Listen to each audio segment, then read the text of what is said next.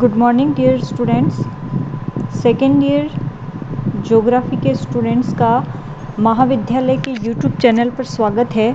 आज हम आर्थिक एवं संसाधन भूगोल पेपर 2 के अंतर्गत आपका जो चैप्टर 3 है, चैप्टर 3 का जो दूसरा पार्ट है आर्थिक भूगोल में नूतन प्रवृत्तियाँ, उसका अध्ययन करेंगे। इस चैप्टर से पहले हमने इसके पहले वाले आधे चैप्टर को देखा, जिसमें हमने आर्थिक भूगोल का अर्थशास्त्र और उसके अन्य विषय विज्ञानों के साथ संबंध के बारे में चर्चा की थी।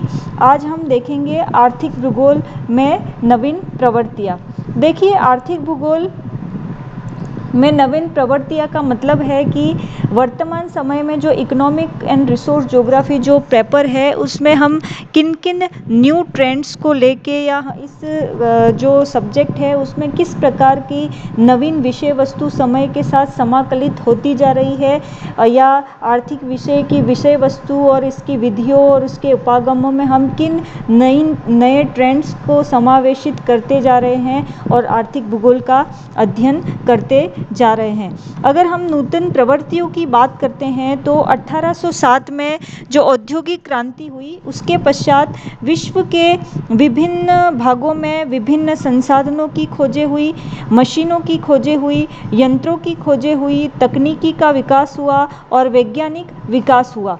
इन सभी के कारण क्या हुआ कि मानव द्वारा की जाने वाली आर्थिक जो क्रियाएं हैं उसमें भी बदलाव आने लगा, और जैसे जैसे आर्थिक क्रियाओं में बदलाव आया वैसे वैसे जो आर्थिक भूगोल है हमारी, उसकी विषय वस्तु और इसकी प्रकृति में भी चेंजेस आए। इसी के साथ 20वीं शताब्दी के उत्तरार्ध में आर्थिक क्रियाओं में जटिलता आने लगी, और साथ ही साथ जब एक देश दूसरे देश पर अधिकार जमाने लगा तो अंतर्राष्ट्रीय स्तर पर आर्थिक संगठनों की स्थापना हुई, और उन्होंने क्या किया, क्षेत्रीय विकास में महत्वपूर्ण भूमिका आर्थिक भूगोल के अंतर्गत बताई। अब क्या हुआ, आर्थिक भूगोल के विषय क्षेत्र और प्रकृति में विश्व के भिन्न भिन्न क्षेत्रों की आर्थिक समस्याओं का भी अध्ययन होने लगा, सामाजिक समस्याओं का अध्ययन होने लगा, और साथ ही भौतिक विषमताओं के साथ साथ भौतिक परिस्थितियों का भी अध्ययन होने लगा। इसके साथ ही साथ आर्थिक भूगोल में प्रतिकूल वातावरण में किस प्रकार मानव विकास को उन्मुख और सुरक्षित बनाया जाए, इसका भी अध्ययन है वो होने लगा। इस प्रकार द्वितीय विश्व युद्ध के बाद अभूतपूर्व तकनीकी विकास और औद्योगिक विकास ने जो हमारा आर्थिक भूगोल है, इसकी विषय वस्तु, इसकी प्रकृति, इसके उपागमों में अधिक परिवर्तन आए, और समय अनुसार नई प्रवृत्तियों का जन्म हुआ, जिसमें जो जो प्रवृत्तियां जन्म लेती हैं उनका हम अध्ययन करते हैं। सबसे पहला, आर्थिक भूगोल एक अंतरानुशासिक विषय के रूप में, अर्थात आर्थिक भूगोल के साथ अन्य विषयों का अध्ययन कैसे किया जाता है, एक सबसे पहला ट्रेंड हमारे आर्थिक भूगोल में ये बना। तो आर्थिक विषय अंतरानुशासिक कैसे बना, जैसे कि आर्थिक भूगोल में वैसे तो हम क्रमबद्ध और प्रादेशिक उपागमों के साथ अध्ययन करते हैं। ये जो क्रमबद्ध और प्रादेशिक उपागम है, ये एक दूसरे के पूरक हैं, एक दूसरे से अलग नहीं है। इसके साथ ही साथ आर्थिक भूगोल प्राकृतिक एवं मानव दोनों से संबंधित क्रियाओं का अध्ययन करता है। इसमें किसी विभाग के भौतिक स्वरूप के साथ साथ कृषि, निर्माण, व्यापार, विनिमय, परिवहन आदि की जानकारी भी हमको इस विषय के माध्यम से मिलती है। इसलिए हमारा जो ये आर्थिक भूगोल है वो एक अंतरानुशासनिक विषय है, ना कि सिर्फ अपने आप में एकल विषय है। इसका सामाजिक और आर्थिक सभी पहलुओं के तत्वों के साथ अध्ययन होता है। इसलिए हम हमारे भूगोल में आर्थिक भूगोल को अध्ययन करने की एक अंतरानुशासनिक प्रवृत्ति है। दूसरा है आर्थिक अध्ययन में समाकलित उपागम। आर्थिक अध्ययनों में समाकलित उपागम की हम बात करते हैं तो आर्थिक अध्ययन अन्वेषण अन्वेषण विश्लेषण के उपागमों में कुछ नई विधियां भी वर्तमान में समय में अपनाई जाने लगी हैं। अर्थात आजकल आर्थिक भूगोल में भूविज्ञान पारिस्थितिकी आदि का प्रयोग भी बढ़ने लगा है और साथ ही साथ क्रमबद्ध और प्रादेशिक दोनों उपागमों में अंतर्राष्ट्रीय भौगोलिक संघ की क्रियाएं भी विस्तृत होने लगी हैं। इसके पश्चात समाकलित का मतलब आर्थिक भूगोल में इंटीग्रेटेड अध्ययन है वो होने लगा है। आर्थिक भूगोल की तीसरी नवीन प्रवृत्ति के बारे में हम बात करें तो आर्थिक भूगोल में व्यावहारिक उपागम का अध्ययन है वो होने लगा है। आधुनिक काल में आर्थिक अध्ययनों में व्यावहारिक उपागमों का अनुप्रयोग सबसे प्रमुख विशेषता बनता जा रहा है। आर्थिक क्रियाओं का अध्ययन मानव के सामाजिक, आर्थिक एवं सांस्कृतिक हितों के लिए किया जा रहा है, जिसमें ये अध्ययन जनसंख्या अध्ययन हो, चाहे ग्रामीण नगरीय अध्ययन हो, चाहे आर्थिक योजनाओं का अध्ययन हो या अर्थव्यवस्था में भूमि वर्गीकरण, भूमि क्षमता, पोषण, कृषि उत्पादकता सभी आर्थिक भूगोल के विषय वस्तु बनती जा रही हैं। इन सभी का अध्ययन शोध के रूप में, रिसर्च के रूप में, एक फील्ड में व्यावहारिक रूप से किया जाने लगा है। जो मैंने अभी जो अध्ययन बताए उन सभी का, इसलिए हमारा जो आर्थिक भूगोल है इसकी प्रवृत्ति व्यावहारिक प्रवृत्ति होने लगी है। नेक्स्ट हम बात करते हैं आर्थिक भूगोल में मात्राकरण की प्रवृत्ति। मात्राकरण यानी कि आर्थिक भूगोल के तत्वों का जो मापन है वो मात्रात्मक विधि के द्वारा किया जाने लगा है। हम बात करें तो 1956 में अमेरिकन भूगोलवेत्ता मेडकोट द्वारा आर्थिक भूगोल में मात्रात्मक विधियों का उपयोग किया जाने लगा है। तभी सभी तत्वों से फसलों के उत्पादन, व्यापार, वाणिज्य, जनसंख्या वितरण, औद्योगिक उत्पादन आदि का मात्रात्मक रूप से अध्ययन है वो किया जाने लगा है, या हम कह सकते हैं कि इन सभी तत्वों का अध्ययन है वो मापन है वो मात्रात्मक विधियों के द्वारा किया जाने लगा है। इसके साथ ही साथ कृषि, फार्म, नगर, औद्योगिक केंद्रों के वितरण और उनकी स्थिति एवं उनका वातावरण से संबंध, इन सभी का विश्लेषण हम मात्रात्मक विधियों का उपयोग करते हुए वर्तमान समय में करने लगे हैं। तो आर्थिक भूगोल में मात्रात्मक विधि का अनुप्रयोग भी एक नवीन प्रवृत्ति बनता जा रहा है। पांचवा जो नवीन प्रवृत्ति है आर्थिक भूगोल की, ये है आर्थिक भूगोल में प्रतिरूपों या मॉडलों का अनुप्रयोग या मॉडलों का प्रयोग। 20वीं शताब्दी के अंतिम दशक से आर्थिक अध्ययन व अनुसंधान में प्रतिरूप या मॉडल का प्रयोग बढ़ गया है। प्रतिरूप निर्माण या मॉडल निर्माण के द्वारा प्रस्तावित आर्थिक योजनाओं का पूर्वानुमान लगाने की प्रवृत्ति अब आर्थिक भूगोल में बढ़ती जा रही है।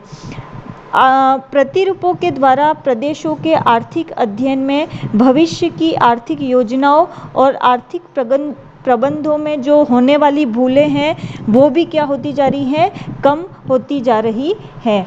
तो आर्थिक भूगोल में मॉडलिंग के द्वारा अध्ययन करना भी आर्थिक भूगोल में जब विभिन्न क्षेत्रों का नियोजन किया जाता है, प्रबंधन किया जाता है, संरक्षण किया जाता है, तब उनका एक पहले मॉडलिंग के रूप में अध्ययन किया जाता है, जिससे कि क्या होता है कि व्यावहारिक रूप में जब हम धरातलीय स्तर पर अध्ययन करते हैं तो वहाँ पर जो आने वाली व्यावहारिक समस्याएं होती हैं वो व्यावहारिक समस्याएं धीरे धीरे कम होने लगती है। नेक्स्ट है आर्थिक भूगोल में भौगोलिक सूचना तंत्र का उपयोग। भौगोलिक सूचना तंत्र या GIS जो है वो आर्थिक सूचनाओं, आंकड़ों आदि के संग्रहण, विश्लेषण और मानचित्रण की एक कंप्यूटर आधारित तकनीकी है। भौगोलिक सूचना तंत्र के अनुसार आर्थिक सूचनाओं का संग्रहण, संकलन, संचलन एवं विश्लेषण और उसका मानचित्रों के द्वारा प्रदर्शन करना आर्थिक भूगोल की परंपरागत विधि रही हुई है। परंतु आर्थिक भूगोल में विभिन्न तत्वों में विविधताएं बढ़ती जा रही हैं, तथ्यों की अधिकताएं होती जा रही है और उनके संश्लेषण विश्लेषण का कार्य भी दिन ब दिन जटिल होता जा रहा है। परंतु भौगोलिक सूचना तंत्र या जीआईएस के उपयोग के कारण यह कार्य सरल होता जा रहा है। साथ ही साथ यह कार्य अब ना तो श्रम साध्य रहा है, ना समय साध्य रहा है। साथ ही साथ इन जो भौगोलिक आर्थिक आंकड़ों का जो प्रदर्शन है वो भी बहुत उत्तम कोटि से होने लगा है। नेक्स्ट है 7वां जो प्रवृत्ति है आर्थिक भूगोल में, वो है आर्थिक भूगोल में मानचित्रीकरण। आर्थिक भूगोल में मानचित्रीकरण वैसे तो प्रारंभिक काल में परंपरागत रूप से हम करते आ रहे हैं, परंतु भौगोलिक सूचना तंत्र के साथ अब हम आर्थिक भूगोल के तत्वों का डिजिटल रूप से थीमेटिक मैपिंग के रूप में हम इनका अध्ययन है वो करने लगे हैं। इसके साथ ही साथ थीमेटिक मैप्स के साथ ही साथ वर्तमान में जो आर्थिक जितने भी हमारे तत्व हैं उनका हम आलेखों के माध्यम से, आरेखों के माध्यम से और मानारेखों के माध्यम से भी हम मानचित्रीकरण है वो आर्थिक तत्वों का करने लगे हैं, जो कि आर्थिक तत्वों के प्रदर्शन की बहुत ही अच्छी नवीन प्रवृत्ति के रूप में हमारे समक्ष सामने आई है। 8वां जो भूगोल आर्थिक भूगोल की प्रवृत्ति है वो है आर्थिक भूगोल में आर्थिक नियोजन की प्रवृत्तियाँ। आधुनिक काल में आर्थिक भूगोल के अंतर्गत मानव समृद्धि और उसके कल्याण की बात भी की जाती है। आर्थिक विकास की योजनाओं में आर्थिक भूगोल के विद्वानों का कार्य अब बढ़ता जा रहा है। इसके कारण आर्थिक नियोजन में भूमि उपयोग सर्वेक्षण, मृदा सर्वेक्षण, आर्थिक प्रादेशिकरण आदि कार्यों को किया जाता रहा है। आर्थिक संसाधन उपयोग की योजना, कृषि योजना, औद्योगिक योजना हो, चाहे परिवहन की योजना हो या स्थानिक विश्लेषण हो, इन सभी योजनाओं का अध्ययन करने के लिए आर्थिक भूगोल के विद्वानों का समय समय पर इनका जो डिमांड है वो बढ़ती जा रही है। यहाँ तक कि वर्तमान समय में जो सामाजिक व आर्थिक योजनाएं बनाई जा रही हैं वो भी आर्थिक अध्ययनों के आधार पर की जा रही हैं। तो आर्थिक भूगोल में मानव कल्याण और मानव समृद्धि की हम जब बात कर रहे हैं तो आर्थिक भूगोल की जो प्रवृत्ति है वो उसको नियोजन को लेके भी बढ़ती जा रही है। नेक्स्ट है आर्थिक भूगोल में विशेषीकरण की प्रकृति। विशेषीकरण की प्रकृति का मतलब है आर्थिक भूगोल के विभिन्न जो अलग अलग पहलू हैं उनको विशेष रूप से अध्ययन करना। जैसे कि आर्थिक भूगोल की विभिन्न जो शाखाएं हैं, जैसे परिवहन भूगोल है, वाणिज्य भूगोल है, कृषि भूगोल है, औद्योगिक भूगोल है, इन सभी शाखाओं का अब हम एक विशेषीकरण के रूप में अध्ययन है वो करने लगे हैं। और यह प्रवृत्ति आर्थिक भूगोल के अंदर अमेरिकन भूगोलवेत्ताओं द्वारा लिखी गई जो एक पुस्तक थी, अमेरिकन सूची और सर्वेक्षण, उसके बाद भौगोलिक अध्ययनों में जो विशेषीकरण की प्रवृत्ति है वो बढ़ रही है। नेक्स्ट है आर्थिक भूगोल में वायु फोटोग्राफी के अनुप्रयोग से संबंधित प्रवृत्ति। आर्थिक भूगोल में वायु फोटो चित्रों का उपयोग होने के बाद जो स्थल धरातल पर मानवीय पहुंच से दुर्गम थे, उन स्थानों पर जो स्थित जो प्राकृतिक संसाधन थे, खनिज संसाधन थे, उनका अध्ययन है वो वायु फोटो चित्रों के माध्यम से बहुत सहज और सुगम तरीके से किया जाने लगा है। और इसके कारण आर्थिक भूगोल के अध्ययन में उन्नति हुई है। साथ ही साथ संसाधनों के संरक्षण, मृदा संरक्षण, कृषि प्रारूप का अध्ययन करने, वनों के संरक्षण करने, भूगर्भीय संसाधनों की खोज करने, इन सभी के लिए हवाई फोटोग्राफी या वायु फोटोग्राफी का उपयोग है वो विषय में बढ़ने लगा है। और अंतिम जो प्रवृत्ति आर्थिक भूगोल में जिस प्रवृत्ति का उपयोग वर्तमान समय में किया जा रहा है वो है आर्थिक भूगोल में सुदूर संवेदन तकनीकी का प्रयोग। तो आर्थिक भूगोल में सुदूर संवेदन तकनीकी का उपयोग 1960 के बाद वायु फोटोग्राफी के साथ ही साथ बढ़ने लगा है।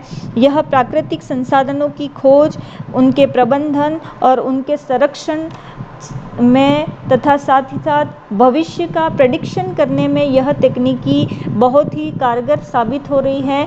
और वर्तमान समय में यह प्रवृत्ति है वो न सिर्फ आर्थिक भूगोल अपितु भूगोल की विभिन्न शाखाओं में, विशेष करके जो हमारी भौतिक भूगोल की शाखाएं हैं और भौतिक भूगोल के जो विभिन्न तत्व हैं उनके अध्ययन में सुदूर संवेदन तकनीकी का जो उपयोग है वो बढ़ रहा है। एक तरीके से देखा जाए तो GIS भौगोलिक सूचना तंत्र, भूगोल में मानचित्रीकरण, वायु फोटोग्राफी और सुदूर संवेदन तकनीकी, ये जो 4 नवीन प्रवृत्तियां हैं इनका उपयोग विषय के वृद्धि के साथ साथ संसाधनों के संरक्षण, संवहन और प्रबंधन के लिए इन प्रवृत्तियों का उपयोग हमारे विषय में बढ़ गया है। धन्यवाद। अब आगे की कक्षा में हम आर्थिक क्रियाओं के प्रकारों को देखेंगे। जो टॉपिक है उससे रिलेटेड जो मैटर है वो मैं PDF फाइल के रूप में आप तक मैंने पहुंचा दिया है। धन्यवाद।